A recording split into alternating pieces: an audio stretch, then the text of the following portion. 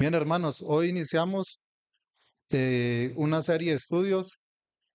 Iniciamos estudiando la carta o epístola del apóstol Pablo a Tito. Entonces le invitamos para que, entonces les invitamos a que vayamos a la carta de Tito, de Pablo a Tito,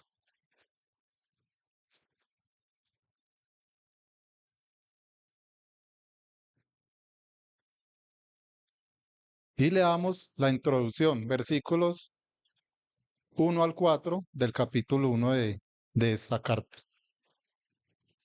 Dice, versículo 1, Pablo, siervo de Dios y apóstol de Jesucristo, conforme a la fe de los escogidos de Dios y el conocimiento de la verdad que es según la piedad, en la esperanza de la vida eterna, la cual Dios, que no miente, prometió desde antes del principio de los siglos.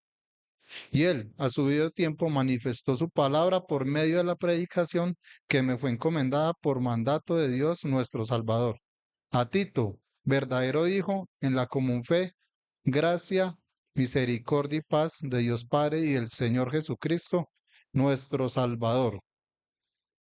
Bueno, ¿cómo podemos decir o cómo miraba cuando investigaba algo de Tito y quería ponerle un título a ese personaje que nos muestra la Biblia? Quería ponerle un título a Tito, ¿cierto? Una inscripción. Y colocaba yo el fiel discípulo, confiable colaborador del apóstol Pablo. La carta a Tito fue escrita por el apóstol Pablo aproximadamente en el año 65 después de Cristo. La carta la escribió Pablo a uno de sus fieles colaboradores, en este caso Tito, quien se le encomendaba una misión allí en las iglesias de Creta. Tito ocupaba un lugar de confianza en Pablo para poder ser encomendado para esa misión. El ministerio de Tito, cierto, tenía la capacidad de llevar un ministerio allí en Creta, y el ministerio era de corregir cosas deficientes que habían en Creta, cosas deficientes que habían en los hermanos de esta región. Corregir asuntos doctrinales de herejía, algunos asuntos de inmoralidad, ¿cierto? Porque había herejía y la herejía son cosas inmorales. Además también, pues, de comportamiento de las personas que estaban allí, especialmente en los hermanos que estaban en Creta. Pero esto no significa que todos los hermanos tuvieran la misma conducta. Las iglesias de Creta pasaban por un momento donde la sana doctrina estaba siendo atacada por el enemigo, ¿sí? La sana doctrina estaba siendo atacada por Satanás, y pues como sabemos, Satanás quiere dividir, ¿cierto? Quiere robar y él quiere matar, quería eliminar las iglesias allí. Pero pues Pablo sabía esto y por eso encomendó a Tito para que se quedara en Creta. La responsabilidad de Tito, corregir las cosas deficientes que habían allí, y la misma carta a Pablo nos revela este propósito, el propósito de que Pablo dejó a Tito en Creta. Versículo 5 dice, por esta causa te dejé en Creta, para que corrigiese lo deficiente y establecieses anciano en cada ciudad, como yo te mandé. Pero una de las cosas, corregir lo deficiente. Y aquí corregir lo deficiente eh, es algo que no estaba funcionando bien, específicamente no estaba funcionando bien, como una torcedura, y debía de ser recto, de andar derecho. Esa era la encomendación de Pablo a Tito en esta región. Bueno, personalmente estaba mirando por qué dice el versículo 5, por esta causa te dejé en Creta, ¿sí? Y específicamente, bueno, Pablo en su viaje a Roma, que iba como prisionero, ellos arribaron a Creta, pero Pablo no estuvo específicamente en la isla, y continuaron y estuvo en Roma, y Hecho nos narra que en Roma estuvo 2 años en una casa, y ahí terminamos con el libro de los Hechos. Pero el libro de los Hechos nunca más nos narra nada más de Pablo haber estado en Creta. Sin embargo, infiriendo en lo que dice el versículo, me da a entender de que Pablo, después de ese primer encarcelamiento en Roma, estuvo en Creta, porque el versículo dice, por esta causa te dejé en Creta, te dejé atrás a Tito, lo dejé allí para encomendarle una misión. Por eso pienso que Pablo, ¿cierto? Y creo que la Biblia nos indica de que Pablo estuvo en Creta y observó a las personas que estaban allí, pero por alguna razón tuvo que salir de la isla y encomendó a Tito, el fiel discípulo, confiable, ¿cierto? Que podría corregir algo que no estaba funcionando allí.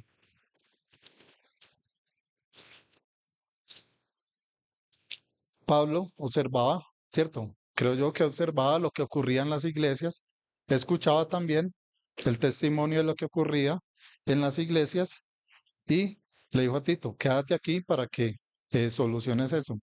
Es que Tito estaba en la capacidad de poder hacerlo y vamos a mirar el por qué, porque Tito fue un fiel colaborador del apóstol Pablo en muchos momentos de su vida. Versículos 10 y 13 de Tito 1 nos dice, porque hay muchos contumaces habladores de vanidades, engañadores, mayormente los de la circuncisión, los cuales es preciso tapar la boca, que trastornan casas enteras, enseñando por ganancia deshonesta lo que no conviene. Lo que escuchó, aunque aquí hace referencia a un filósofo, no recuerdo el nombre, uno de ellos, su propio profeta, dijo, los cretenses, siempre mentirosos, malas bestias, glotones, ociosos, ese testimonio es verdadero porque él tuvo que, ¿cierto?, haberlo comprobado. Ese testimonio es verdadero, por tanto, repréndelos duramente para que sean sanos en la fe. Vio el testimonio de muchos de los cretenses y pues ya tuvo un deseo, ¿cierto? Hubo una preocupación por los hermanos allí y ellos debían de ser sanos en la fe. Tito 1:16 también habla de otros hombres, ¿cierto?, que profesaban conocer a Dios, pero que con los hechos eran abominables. Tito 1 dice, profesan conocer a Dios, pero con los hechos lo niegan, siendo abominables y rebeldes, reprobados en cuanto a toda buena obra. Dentro de las iglesias también habían personas, eh, digámoslo así, camufladas, aparentes creyentes, pero no hermanos en la fe, y estaban también causando daño a las iglesias allí en la región de Creta. Así que debido a esto, bueno, Pablo, por alguna razón, sale de Creta, deja allí a Tito, pero le deja una instrucción, ¿cierto? Muy clara, cuál debe ser su proceder y cuál debe ser la función que debe cumplir Tito allí en Creta. Versículo 1 del capítulo 2, Pablo le está diciendo, pero tú habla lo que está de acuerdo con la sana doctrina. Sí, no había otra cosa en que discutir. Háblales lo que está en la palabra de Dios, lo que es correcto, lo que Dios quiere, ¿cierto? Como sea el hombre conforme al corazón de Dios. Versículo 15, esto habla y exhorta y repréndeles con toda autoridad, nadie te menosprecia. Le estaba entregando una autoridad para que lo hiciera. Pablo le estaba delegando una autoridad a Tito. Esta era la misión de Tito, restablecer las iglesias conforme a los lineamientos que Dios quiere y que nos dan su palabra. Pablo le recalca también a Tito que le manifieste a los hermanos en Creta lo que es verdaderamente importante. Versículo 3, ahí solo tengamos esa palabra, capítulo 3, perdón, versículo 1, les dice recuérdales, ¿sí? Y les da una serie de instrucciones, pero en el versículo 4 dice, pero cuando se manifestó la bondad de Dios, nuestro Salvador, y su amor para con los hombres, no nos salvó no por obras de justicia que nosotros hubiésemos hecho, sino por su misericordia para el lavamiento de la regeneración y por la renovación en el Espíritu Santo, del cual derramó en nosotros abundantemente por Jesucristo nuestro Salvador, para que justificados por su gracia viniésemos a ser herederos conforme a la esperanza de la verdad de la vida eterna. La esperanza, perdón, de la vida eterna. Palabra fiel es esta. Pablo le está diciendo, ¿cierto? Le está diciendo a Tito que fuera ellos, pero que también tuviera en cuenta, ¿cierto? Cómo éramos antes, cómo él era antes, cómo había sido Tito antes y no era nada diferente a los cretenses. Sin embargo, la bondad de Dios, su gracia, la salvación que llega por medio del Señor Jesucristo, ¿cierto? Al creer, al obedecerle, pero al momento del creer, viene el Espíritu Santo, que nos renueva, ¿cierto? Nos transforma y nos lleva a mostrar una vida de hechos, una vida diferente a la que éramos antes. Y le está diciendo también que le cuente eso a los creyentes. Realmente lo importante es la obra manifiesta del Señor Jesucristo en cada uno de los hombres.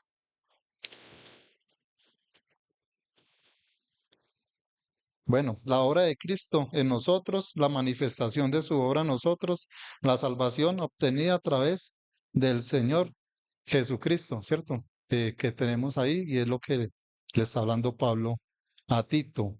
Bueno, la carta a Tito también es conocida como una carta pastoral junto a las cartas de Primera de Timoteo y de Segunda de Timoteo, porque allí nos da una serie de instrucciones y de requisitos, recomendaciones que debe cumplir el líder espiritual de cada iglesia local. En Creta habían varias iglesias, según lo que vemos en el versículo 5 de Tito.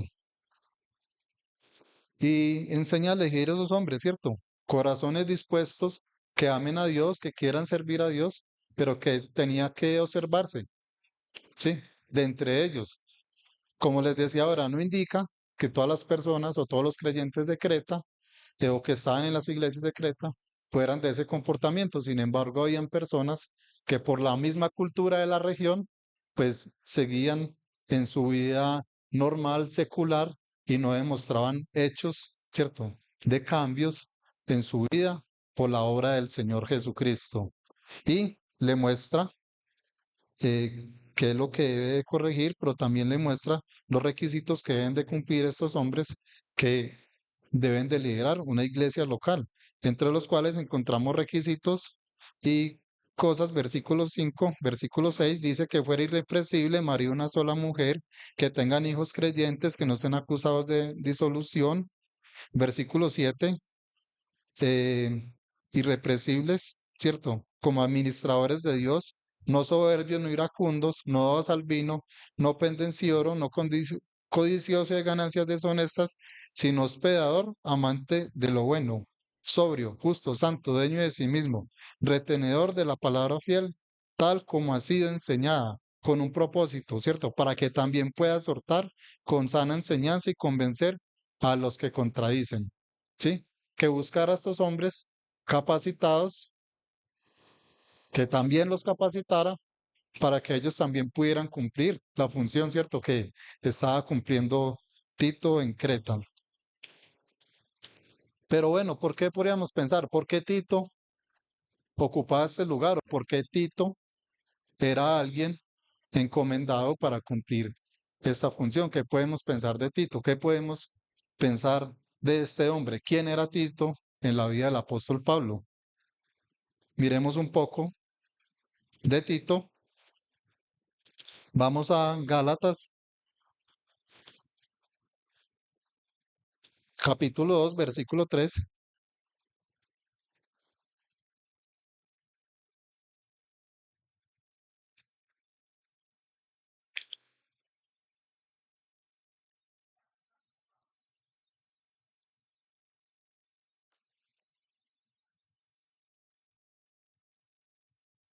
Tito era un hombre griego, un gentil para los judíos, que estaba con el apóstol Pablo. Dice más ni aun Tito, que estaba conmigo, con todo y ser griego, fue obligado a circuncidarse. Y pues aquí habla cuando Tito acompañó al apóstol Pablo al concilio de Jerusalén, que allí había una discusión en cuanto a temas de la circuncisión, y pues Tito estaba allí. Fue llevado por el apóstol Pablo como testimonio de los gentiles que habían creído. Versículo 1 de ese mismo Gálatas dice, después pasados 14 años subí otra vez a Jerusalén con Bernabé, llevando también conmigo a Tito, ¿sí? Para ser testimonio allí de los gentiles que habían creído. Cumplió también funciones ministeriales de mucha responsabilidad, delicadas dentro de un ministerio, de una iglesia, ¿cierto? Fue encomendado a labores especiales, los cuales requerían de honestidad y confianza. Segunda de Corintios, capítulo 7,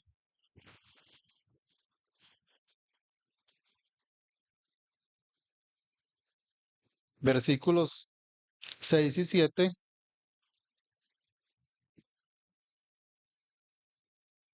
Dice, pero Dios que consuela a los humildes, nos consoló con la venida de Tito, y no solo con su venida, sino también con la consolación que él había sido consolado en cuanto a vosotros, haciendo saber vuestro gran afecto. Bueno, en ese punto vemos que Tito era de ánimo para el apóstol Pablo, cumplió una misión para el apóstol Pablo, estuvo en Corinto y su llegada consoló a Pablo porque trajo buenas noticias del buen ánimo de los hermanos en Corinto. Versículos, capítulo 8 versículo 1 al 6. Vamos a leerlo desde el 1 para que podamos entender un poco. Capítulo 8. Tito en ese punto estaba designado para llevar las ofrendas de los hermanos a Jerusalén. Y también estaba designado para recolectar o para recoger las ofrendas que se hayan recogido en las iglesias de Macedonia y de Corinto, en Macedonia, especialmente las iglesias de Filipos y de Tesalónica y la iglesia de Corinto. Entonces dice versículo 1 del capítulo 8, asimismo, hermanos, os hacemos saber la gracia de Dios que se ha dado a las iglesias de Macedonia, que en grande prueba de tribulación, la abundancia de gozo y su profunda pobreza abundaron en riquezas de su generosidad. Pues doy testimonio de que con agrado han dado conforme a sus fuerzas y aún más allá de sus fuerzas, pidiéndonos con muchos ruegos que les concediésemos el privilegio de participar en el servicio para los santos, y no como lo esperábamos, sino que asimismo se dieron primeramente al Señor y luego a nosotros por la voluntad de Dios.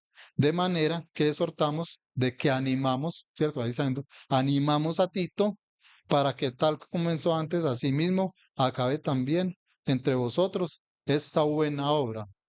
Sí, Tito estaba entre ellos y él estaba haciendo la función de las recolectas, y esas recolectas se estaban haciendo para entregar a los hermanos en Jerusalén que estaban pasando por un momento difícil. Segunda de Corintios, ahí mismo, 8 versículo 16 al 23,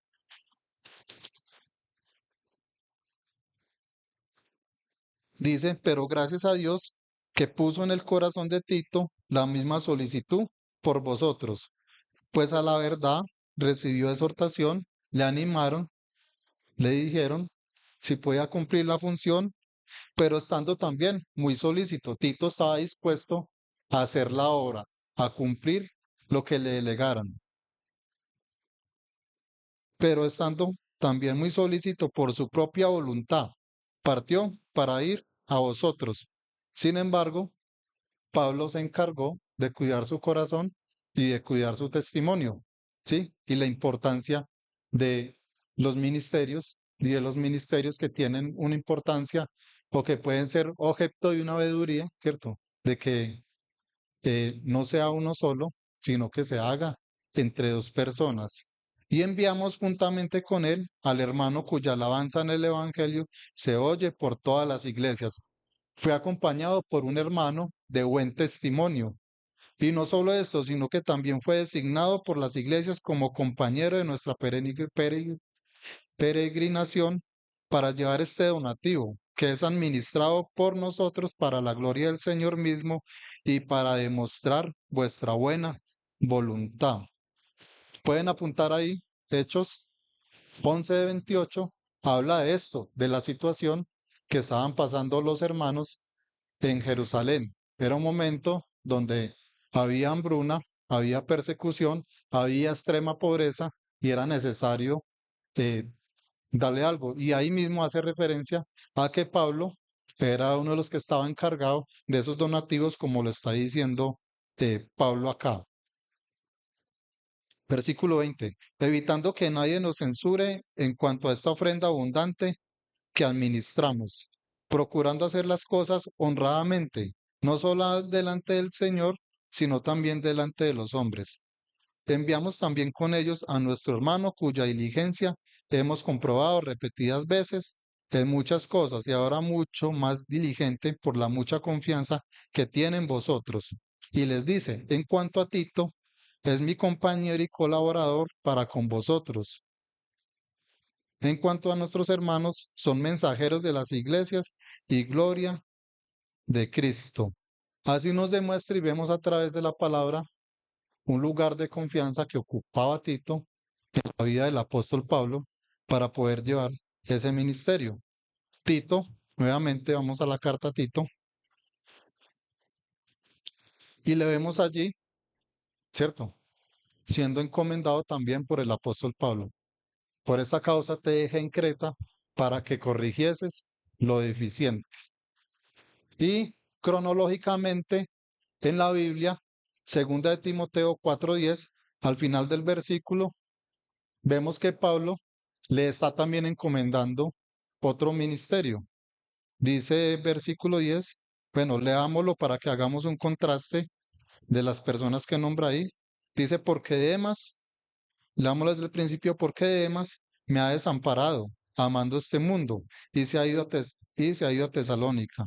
Crescente fue a Galacia y Tito a Dalmacia. La encomendación de Pablo a otra labor, posiblemente a corregir algo en una iglesia o a predicar un mensaje en alguna de estas iglesias, ¿cierto? O a establecer nuevas iglesias. Pero Tito era alguien que estaba, un buen hombre, ¿cierto? Que podía cumplir una función ministerial. Y esto nos anima a nosotros, ¿cierto? ¿Seremos como Tito? ¿Será que podemos cumplir una función como Tito? Nos preguntamos esto. ¿Podemos orar como Tito? ¿Nos pueden encomendar una tarea con la confianza que tenía Tito? Bueno, cada uno de nosotros sabemos eso, según nuestros corazones. Y no es que quiera alabar a Tito, ¿cierto? Primeramente la gloria para el Señor Jesucristo. Pero Dios nos deja esos personajes de la Biblia para que miremos, ¿cierto? Cómo era y cómo debe ser un hombre del Señor.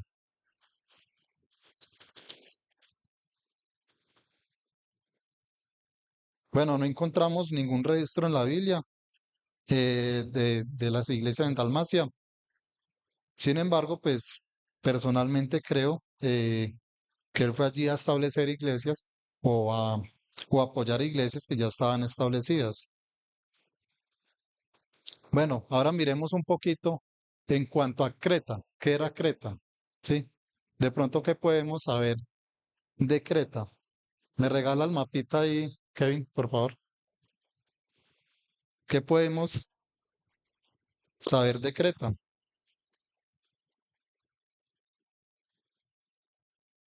Si alcanzan a ver el mapa un poco, hermanos, no se ve bien, ¿cierto? Pagamos las de acá. ¿Lo ven mejor? Sí. Listo. La isla de Creta, la vemos acá. Sí, esta es la isla de Creta. Bueno, en el momento eh, que escribe la carta a Pablo, eh, se cree que Pablo, bueno, dice que estaba en Nicópolis. Muy posiblemente Pablo estaba por aquí, arribita de Corinto, ¿cierto? Muy posiblemente que estaba en ese punto y Pablo estaba cumpliendo la función en Creta. Creta era una isla estratégica para el comercio mundial en la época. Tenía una economía propia, ganadería, agricultura, que llevaban a otras regiones, pero al ser una isla estratégica también llegaban muchas embarcaciones. Habían dos razones, o bueno, las que miraba, pueden haber más razones, pero de las razones más importantes que observaba, una de las razones era que existían unas corrientes marítimas que obligaban a que los barcos llegaran a refugiarse en la isla de Creta. Lo vemos en Hechos, cuando Pablo es llevado como prisionero a Roma, ellos deben de llegar allí por una de esas cuestiones. Y la otra razón es que Creta funcionaba como un centro logístico, digámoslo, hoy así en día. Llegaban barcos con mucho comercio de muchas regiones y aquí hacían distribución a las diferentes regiones por su ubicación estratégica. ¿Qué hacía esto? Que convergieran muchas culturas y que convergieran muchos tipos de personas en la isla. ¿Pueden, por favor? ¿Qué? Gracias, hermana. Sí, para que convergieran muchas personas en ese sitio. ¿Y eso qué hacía con los pobladores de Creta? Pues al haber tanto turista, digámoslo así,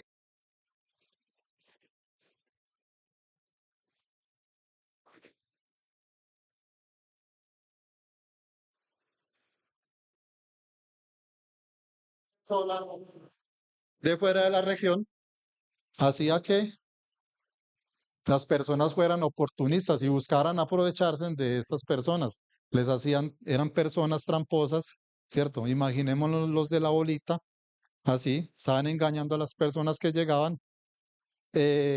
O como cuando un turista hemos visto, ¿cierto? Que llega un turista a nuestras costas de nuestro país y hemos visto en las noticias que le cobran por una mojarra 600.000 pesos. Era más o menos así. Además de que también llegaban personas, ¿cómo diría? Raperos, ladrones, piratas, ¿cierto? Llegaban a la isla. Además de que había prostitución, porque llegaban muchos hombres en estos barcos y pues había excesivamente prostitución. Y fuera de esto, era un hervidero de herejías, ¿sí? De costumbres, de ideologías, de creencias de otras regiones. Pues en la época de que se escribe la carta, Creta estaba bajo el Imperio Romano, ¿sí? Además de la cultura griega, bueno, Creta era una isla griega, hoy en día en la actualidad es la principal isla de Grecia, pero en la época había sido tomada por los romanos, ¿sí? Entonces tenía la costumbre de los dioses de los romanos, de los dioses que traían por tradición, de los griegos, de sus costumbres. eh, los que llegaban, las embarcaciones que llegaban de Egipto con sus dioses, los de Arabia, que llegaban también con sus costumbres, sus dioses, Moloch, Baal. La Biblia en el Antiguo Testamento nos narra de estas regiones también eh, lo que ellos adoraban. Y fuera de esto, habían llegado judíos, judaizantes, sí, personas que habían salido de Judea enseñando la ley, enseñándole la circuncisión y que también estaban causando daño dentro de las iglesias. Bueno, en cuanto al autor del libro, volviendo un poquito ya a Tito, el autor del libro, lo encontramos la primera evidencia en el primer versículo. Pablo, siervo de Dios y apóstol de Jesucristo, conforme a la fe de los escogidos de Dios y el conocimiento de la verdad, que es según la piedad. La carta inicia mostrándonos eh, el autor y los dos títulos que establecen la autoridad de Pablo y que definen la autoridad de Pablo con Dios. Siervo de Dios. Aquí la palabra siervo quiere decir un esclavo, nos muestra el sometimiento que tenía el apóstol al Señor, ¿cierto? Su obediencia y también habla el título delegado por Dios, apóstol de Jesucristo, específicamente una autoridad que fue delegada por nuestro Señor Jesucristo para poder escribir estas palabras, para poder eh, intervenir en las iglesias de la época, ¿cierto? Eh, Apóstol específicamente quiere decir un mensajero, un emisario, un enviado y que es delegado oficialmente por alguien. Sí, en este caso, Pablo era delegado oficialmente por el Señor Jesucristo. Bueno, eh, Las epístolas o las cartas en la época tenían una estructura. Hoy en día, pues nosotros escribimos una carta y al final firmamos. En la época, eh, el emisario, ¿cierto? Ya no firmaba al final, sino que ellos se presentaban al principio de la carta. El por ello en que vemos en las cartas de Pablo a las iglesias que él siempre se presenta primero. Pablo, apóstol, y hacía descripción de su función, ¿sí? O de su cargo, digámoslo así. Eh, un ejemplo, pensemos en quién, en Kevin. Kevin podría decir, si fuera en la actualidad, ¿cierto? Como se escribía, Kevin podría decir Kevin Narváez, profesor, no, creyente, profesor del Instituto de Timoteos. Es como un ejemplo para que miremos cómo era la carta. Y luego se nombraba a la persona, al destinatario, la persona que recibía. Sin embargo, en esta carta vemos que hay algo especial en ella. Y el apóstol hace una declaración entre el saludo, su presentación, y el saludo al destinatario. Pablo dice, leámoslo acá, versículo 1. Después, Pablo, siervo de Dios y apóstol de Jesucristo, ahora vamos a este punto, conforme a la fe de los escogidos de Dios y en el conocimiento de la verdad, que es según la piedad, y habla del propósito de su apostolado. La misión de Pablo era la de establecer nuevos creyentes, pero no solamente era de establecer estos nuevos creyentes. Pablo se conoce como el apóstol de los gentiles, ¿cierto? El que fue más allá de la extensión de Jerusalén. Sí, Pablo inició con los gentiles, perdón, Pedro, pero Pablo fue más allá, muy lejos de Jerusalén, y fue estableciendo iglesias. Fue un obrero, ¿cierto? Y fue estableciendo iglesias. Pero más allá de establecer nuevos creyentes, él debía guiarlos, guiar a estos nuevos creyentes y ayudar a estos nuevos creyentes a conocer los propósitos de Dios, ¿cierto? Debía de cuidar de ellos, de cuidar de los nuevos creyentes. Y por esta razón es que existen las cartas de Pablo a las iglesias.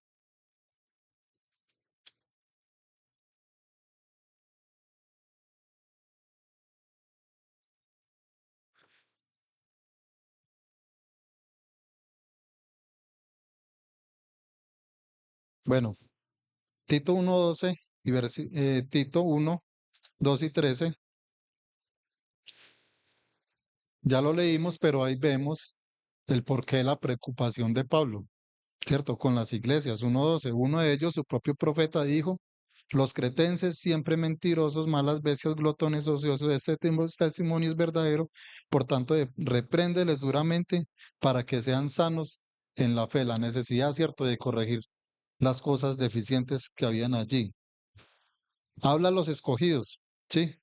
Dice, conforme a la fe de los escogidos de Dios y al conocimiento de la verdad, que es según la piedad. Aquí habla a los escogidos de Dios, a los creyentes que han sido escogidos por su fe, a los creyentes que han sido escogidos por creer en el Señor Jesucristo, a los creyentes que han sido escogidos en el Señor Jesucristo. Sí, habla a esos escogidos en Creta, pero también por su palabra, ¿cierto? El Señor nos habla a nosotros, escogidos en el Señor Jesucristo, escogidos por creer en el Señor Jesucristo, demostrando, ¿cierto?, que como escogidos de Dios, siendo diferentes al creer, debemos de demostrar una vida con hechos de lo que somos, ¿sí? Y no ser igual a los demás, no ser igual a la cultura. Y normalmente, pues, esto sucede, muchas veces observa uno hermanos de otras regiones y ellos los podrán observar a uno y uno tiene costumbres a la cultura de uno y esto puede ser mal visto también para estos hermanos, como uno ve, ¿cierto? Eh, en estos hermanos y uno ve mal visto lo que ellos hacen. Pero realmente, pues la invitación que nos hace el Señor es de que nos miremos a nosotros mismos, ¿cierto? Conforme a la manifestación del Señor Jesucristo y que oremos como lo que somos, como hijos de Dios, ¿cierto? Como redimidos del Señor Jesucristo.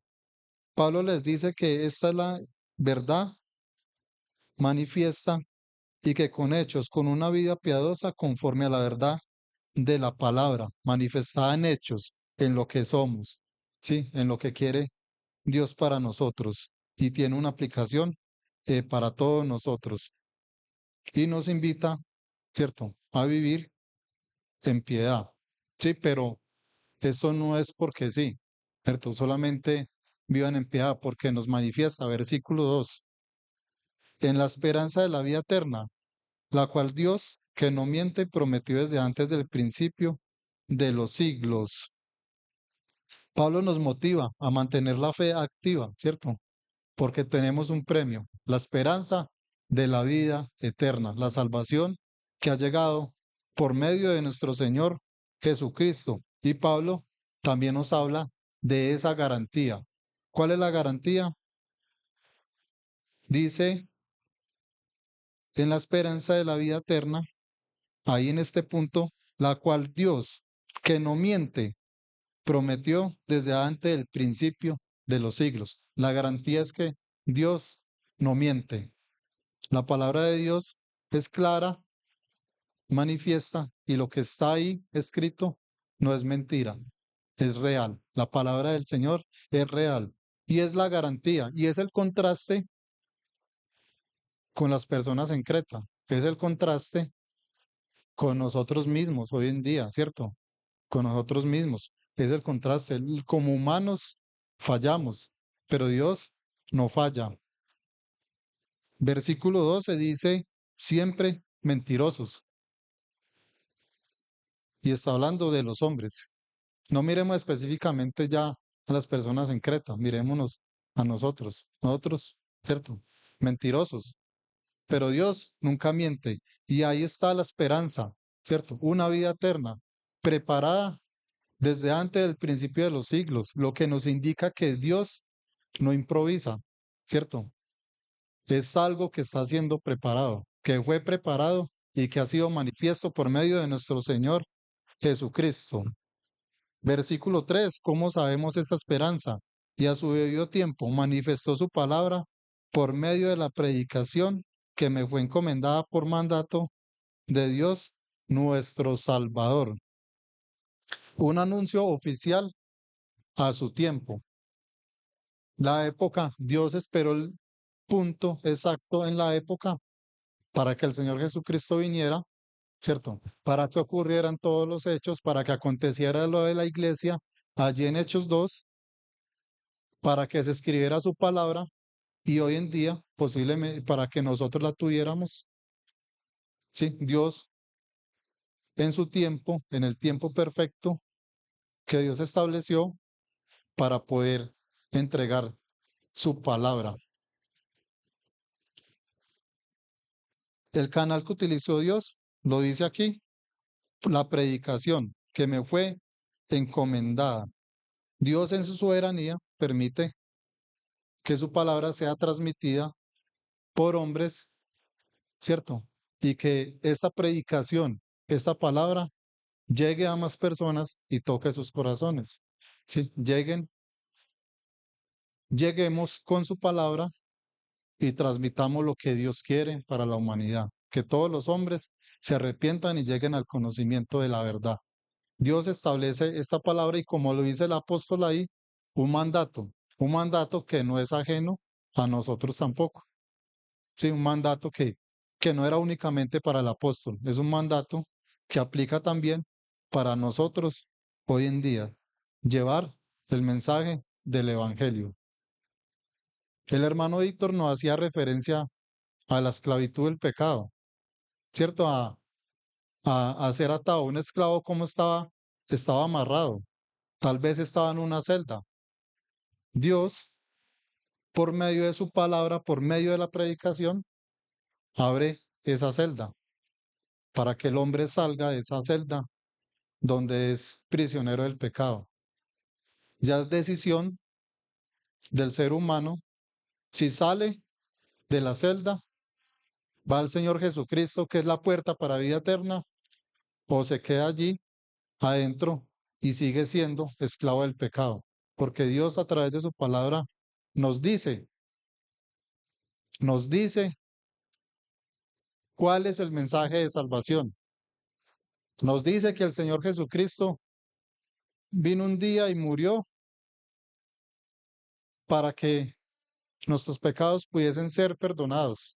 Que el Señor Jesucristo vino un día y murió para que llegásemos a Él y Él nos permite llegar al Padre justificados. ¿Sí? Pero ¿qué hay que hacer? Creer en su obra, estar creyendo en su obra y estar obedeciendo las palabras que nos da el Señor Jesucristo, porque Él dice, si me amáis, obedeced mis mandamientos. Sí, Dios ha utilizado instrumentos humanos para llevar la palabra a través del mundo. Lo vemos con estos hombres, ¿cierto? Tito, Timoteo, Pablo, Pedro, los que establecieron que fueron a ciudades, Bernabé. Y hoy en día vemos, ¿cierto? Lo aprendimos aquí, lo miramos en el seminario.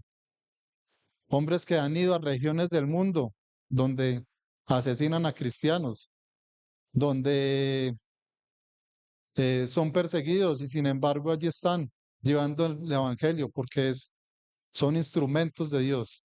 Dios les ha dado esa misión y la hacen. Y finalmente, el destinatario, versículo 4, a Tito, verdadero hijo en la común fe. Gracia y misericordia y paz de Dios Padre y del Señor Jesucristo, nuestro Salvador. Un hijo, y este aquí no quiere decir que sea un hijo que haya tenido un hijo en carne, digámoslo así, sino que es un hijo espiritual, un verdadero discípulo en la común fe, que comparten el mismo pensamiento conforme a las escrituras de Dios, que comparten la misma palabra, la misma fe, que han creído en lo mismo, un hijo común en la fe. Le dice gracia, ¿cierto? Ese favor, ese regalo inmerecido al cual Tito hace parte, que ha obtenido misericordia, un cuidado de Dios hacia él, pues hay que tener en cuenta la condición de los cretenses, la que tenía. Dios tenga misericordia de ti, tienes un trabajo difícil, ¿cierto? Pero también le está diciendo paz, paz, la paz que sobrepasa todo entendimiento, ¿cierto? La paz que solamente se obtiene en el Señor Jesucristo.